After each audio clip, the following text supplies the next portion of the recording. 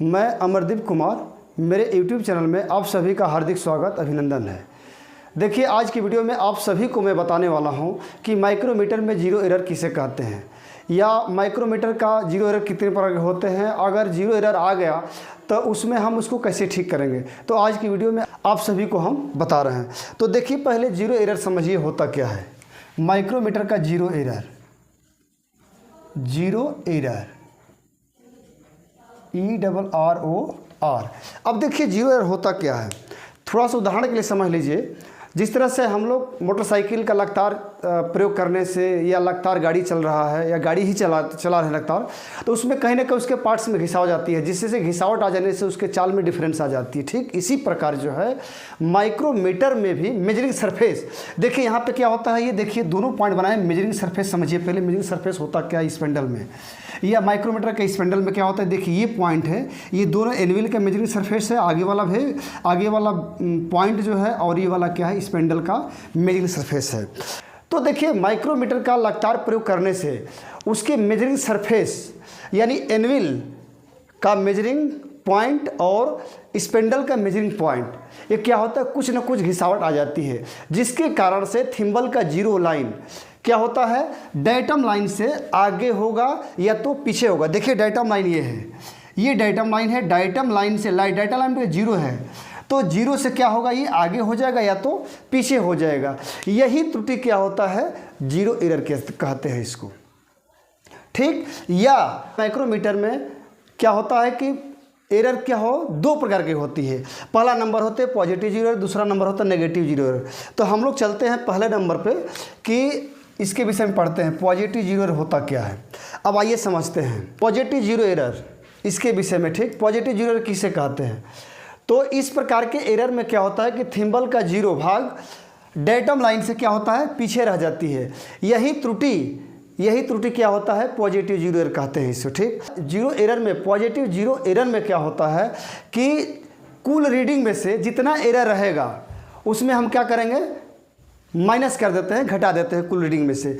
अब जैसे देखिए पॉजिटिव जीरो एरर को हम समझते हैं। जैसे मान लीजिए पॉजिटिव जीरो एरर कितना आया, हमने जब स्पेंडल को एनविल के साथ जब मिलाए तो उसमें क्या होगा, एरर जो मान लीजिए है ERROR, एरर कितना है, 0.03 का है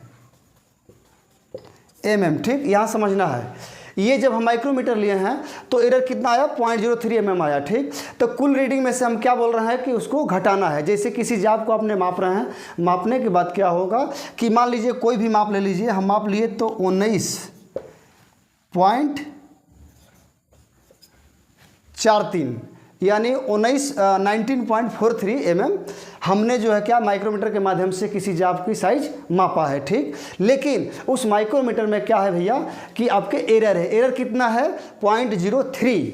ठीक, अब उसमें हमको क्या करना है, 0.03 क्या करना है, तुरंत यहाँ पे आप जो है जितना आप मापे होंगे वहाँ से तुरंत माइनस कर देंगे 0.03। जब माइनस कर देंगे तो यही आपका क्या होगा, शुद्ध रीडिंग में निकलेगा, actual reading, ACT actual reading क्या होगा यहाँ पे कि 0 हो जाएगा, ये 4 हो जाएगा। ठीक, ये 9 हो जाएगा, 1 हो जाएगा, यानी 19.43 ये क्या होगा mm, ये आपका जो है शुद्ध माप होगा यही। तो इस तरह से आपका ये पॉजिटिव जीरो एरर जब लेंगे तो आपका इस तरह से आपको ये कार्य करना है। तो इस तरह से आपका क्या होगा, ये शुद्ध रीडिंग आप ले लेंगे, तो किसी तरह से गलती आप नहीं करेंगे। ठीक है, अब दूसरे नंबर पे देखिए चलते हैं हम लोग नेगेटिव जीरो एरर। अब देखिए यहाँ पे क्या है, नेगेटिव जीरो एरर किसे कहते हैं। इस प्रकार के एरर में थिम्बल का जीरो भाग क्या होता है, डायटम लाइन से आगे निकल जाती है। जब देखिए आगे निकल जाएगा तो यही त्रुटि क्या होता है कि नेगेटिव जीरो एरर इसको बोलते हैं। ठीक, अब जैसे नेगेटिव जीरो एरर मान लीजिए आगे कितना चला गया, मान लेते हैं 0.02 mm, ये क्या हो गया, ये आगे हो गया।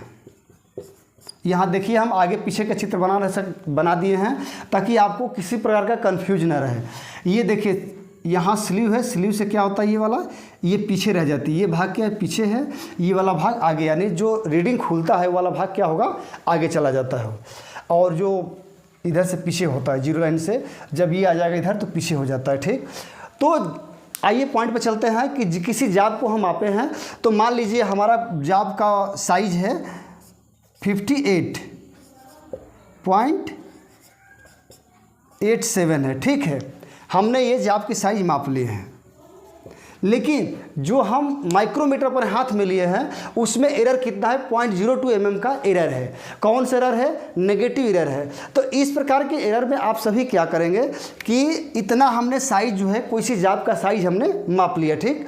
लेकिन इसके मापने के बाद अभी देखिए जब मापे हैं तो शुद्ध रीडिंग नहीं है, क्यों कि आपके माइक्रोमीटर में एरर है 0.02 का। तो वहाँ पर क्या करेंगे, 0.02 mm क्या करेंगे, प्लस कर देंगे 0.02 mm। नेगेटिव में क्या करना है, प्लस करना है, पॉजिटिव में क्या करना है, माइनस करना है।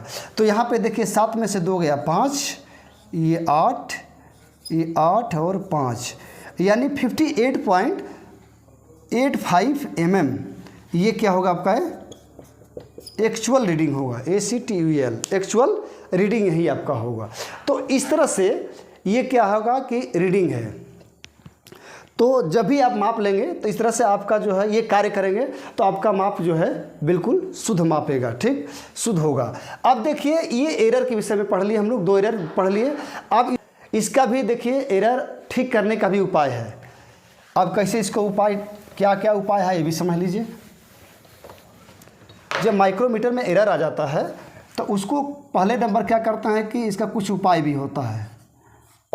अब देखिए पहला नंबर, इस स्लीव का 0 और ये थिम्बल का 0 क्या होता है कि इसको जो है सी स्पैनर की सहायता से इसको हम स्लीव को एडजस्ट करके क्या करते हैं, इसको हम ठीक कर सकते हैं। इसका पहला उपाय है। अब कैसे ठीक करेंगे ये भी समझ लीजिए कि स्पेंडल और फिक्स एनविल को क्या करते हैं, आपस में यहाँ पे मिलाते हैं। ये फिक्स देखिए एनविल है, यहाँ पे देखिए इसको एनविल है, इसको क्या करते हैं, इस पेंडल को आपस में ले जाकर यहाँ पे ऐसे टच कर देंगे, ठीक। टच करने के बाद क्या करेंगे, इस पेंडल को लीवर के माध्यम से यहाँ पे क्या करेंगे, उसको लॉक कर देंगे। लॉक करने के बाद क्या करेंगे, स्लीव की सहायता, स्लीव में जो होता है यहाँ पे देखिए पॉइंट बना रहता है, ठीक। इस पॉइंट के माध्यम से सी स्पैनर की सहायता से, अब सी स्पैनर की सहायता से स्लीव को क्या करते हैं हम एडजस्ट करके थिम्बल का 0 और स्लीव डेटम लाइन का जो है, या तो स्लीव पे जो 0 भाग है उसको आपस में समायोजित करके उसको 0-0 मिला सकते हैं, एडजस्ट करके 0-0 इसको मिला सकते हैं। तो इस प्रकार हम क्या करेंगे कि 0 एरर ऐसे भी ठीक कर सकते हैं, एरर जो है इस प्रकार का ठीक कर सकते हैं।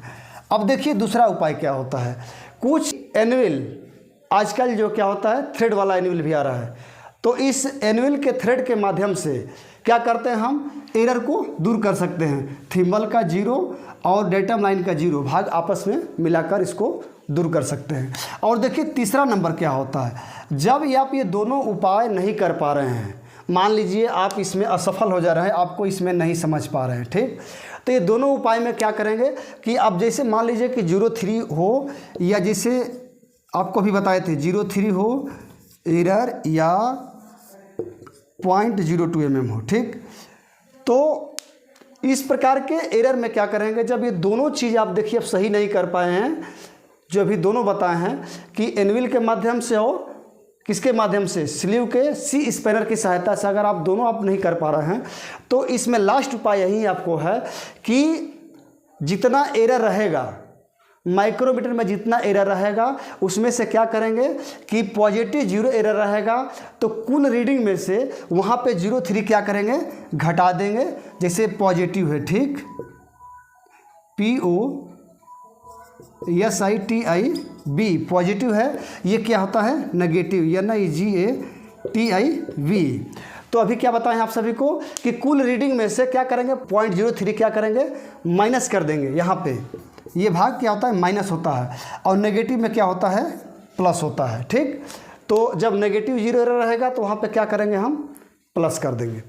तो इस तरह से हम लोग को क्या करना है कि माइक्रोमीटर का 0 एरर जब भी हम किसी साइज का मापेंगे तो ये हमको चीज़, ये पॉइंट ज्ञात होना चाहिए, तभी हम किसी जाब को एक्चुअल माप ले लेंगे या एक्चुअल जिसे मापेंगे हम। अगर ये हमको जानकारी नहीं रहेगा, माइक्रोमीटर ले लिए और मापना स्टार्ट कर दिए, तो ये जानकारी नहीं रहेगा तो आप अपने नज़र में, अपने नॉलेज में काम तो सही कर रहे हैं, लेकिन वहाँ पे जाब आपका क्या होगा, ख़राब होगा। तो देखिए जब जाब ख़राब होगा तो उसकी बड़ी मतलब मालिक को बहुत ज़्यादा नुकसान होता है, या जिससे माल मंगाने में, मटेरियल मंगाने में काफ़ी खर्च लगता है, इस तरह से जो है ज़्यादा इफ़ेक्ट जो है मालिक को पड़ता है। या जहाँ आप सरकारी कर्मचारी हो या प्राइवेट हो, ठीक है, आप जहाँ वर्क कर रहे हैं उस तरह से क्या होगा कि भारी वहाँ पे नुकसान होता है।